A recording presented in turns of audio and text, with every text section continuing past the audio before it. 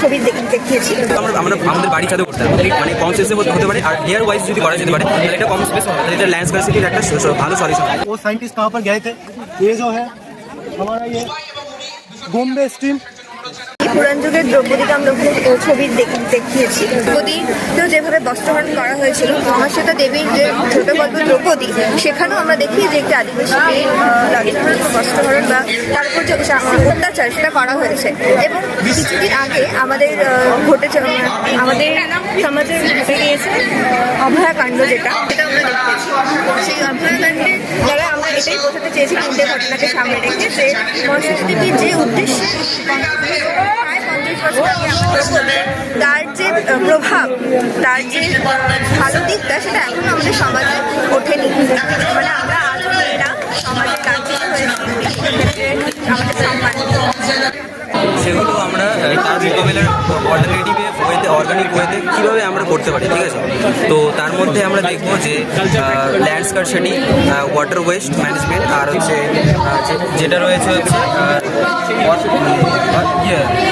Soil fertility, ঠিক আছে।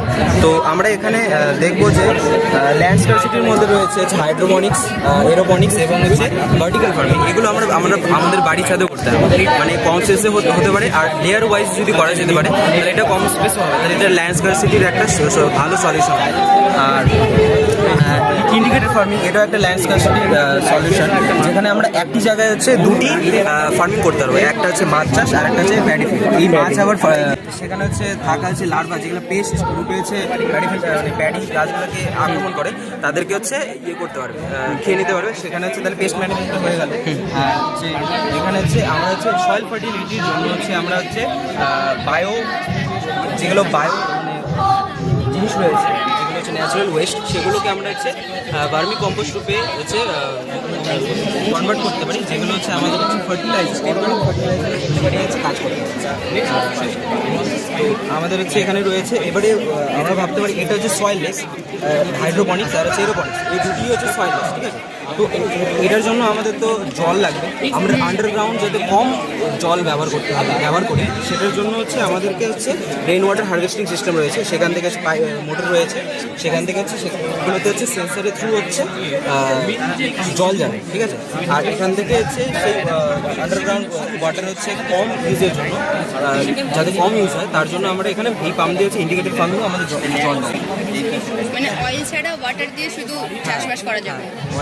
Soil এবার হলো এবার হচ্ছে গ্রিন হাউস, এটা হচ্ছে ল্যান্ড স্কারসিটি, যেগুলো জায়গা হচ্ছে লো টেম্পারেচার বলতে হচ্ছে যেগুলো জায়গায় চাষবাস খুব কম হয়, যেগুলো কম হয়, যেমন হচ্ছে পাহাড়ি এলাকায় চাষবাস কম হয়, সেগুলোর জন্য হচ্ছে গ্রিন হাউস হচ্ছে খুব ভালো। সেগুলোতে হচ্ছে টেম্পারেচারটা আমরা হচ্ছে মেনটেন করে নিয়ে চাষবাস করতে হবে, এটা হচ্ছে একটা ল্যান্ড স্কারসিটি, ফরেস্টেশন এগুলোর জন্য হচ্ছে। जेन गुडल नाम का एक साइंटिस्ट है जो मेनली चिंपैंजीज के ऊपर रिसर्च किया है। उन साइंटिस्ट ने एक्चुअली डिफाइन किया है कि ह्यूमन एंड चिंपैंजीज के अंदर बहुत सिमिलरिटीज़ है। ये इसके ऊपर ही हमारा मॉडल है। यहाँ पर उस साइंटिस्ट का हम लोग जीवन चक्र हम लोग दिखाए हैं कि कैसे वो साइंटिस्ट कहाँ पर गए थे। ये जो है हमारा ये बॉम्बे स्ट्रीम बॉम्बे पर है, ये हमारा साइंटिस्ट इसके ऊपर वो गए हैं बॉम्बे रिसर्च सेंटर पे। यहाँ पर वो साइंटिस्ट चिंपैंजीज को मेजर करते हैं एंड एक नोट है एक टेप के साथ सहारे वो चिंपैंजीज के जो आचरण है, वो जो बिहेवियर है, वो सब नोट डाउन करना है। उसके बाद देखना है कि चिंपैंजीज भी इंसानों की तरह टूल्स यूज़ करता है, सही है ना। चिंपैंजीज भी इंसानों की तरह टूल्स यूज़ करते हैं, जस्ट लाइक दिस, ये हो गया। एंड इंसानों की तरह चिंपैंजीज भी हार्ड ऑब्जेक्ट्स की तरह नारियल को फोड़ते हैं, वो करता है। उसके बाद चिंपैंजीज के अंदर भी हमारे ह्यूमन लाइक बॉन्ड हम लोग देखने के लिए मिलता है। चिंपैंजीज के अंदर भी वो लोग फैमिली की तरह रहते हैं। उसके बाद माँ और संतान की ये जो ममता है वो इंसानों की तरफ भी देखने के लिए मिलता है एंड बहुत सिमिलरिटीज वो चिंपैंजीज की तरफ भी है। यही है एक्चुअली। एंड चिंपैंजीज का तो साइन लैंग्वेज हो गया, चिंपैंजीज का जो बात करने का तरीका हो गया वो भी हमारे जो साइंटिस्ट है जेन गूगल वो आविष्कार किया है एंड वो रिसेंटली वर्कर है और 2000 देहांत हुआ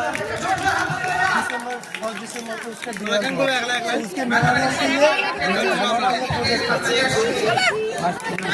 रिसर्च बेस्ड है वो सब भी बहुत रिसर्च बेस्ड है मैं तो उतना नहीं जानता बट मैं थोड़ा सा मैं समरी बोल सकता ये जो है ना अंदर हम लोग देख सकते हैं कि बहुत प्लास्टिक का दूषण बढ़ रहा है डिस्कवरी किया है कि एक प्राकृतिक में एक बैक्टीरिया या फिर एक बोल सकते हो फंजाई पाया गया है जो प्लास्टिक को खाता है तो प्लास्टिक को बिना पॉल्यूट करके डिस्ट्रॉय कर सकता है इसके बारे में ये है एंड ये जो मॉडल है हमारा तो इसमें प्लास्टिक এগুলো কি সুন্দর সুন্দর ডেকোরেশন বারবার বলছি সকাল থেকে এসে